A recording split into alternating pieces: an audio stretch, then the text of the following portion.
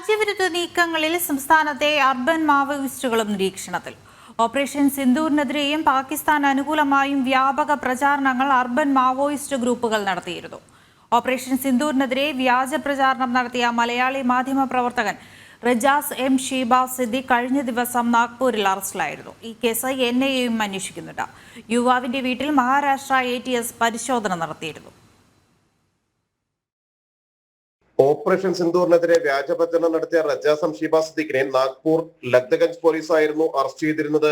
സൈനിക നടപടിയെ വിമർശിച്ച് രാജ്യവിരുദ്ധ സമൂഹ മാധ്യമ പോസ്റ്റുകൾ ഇട്ടായിരുന്നു വ്യാപക പ്രചരണം.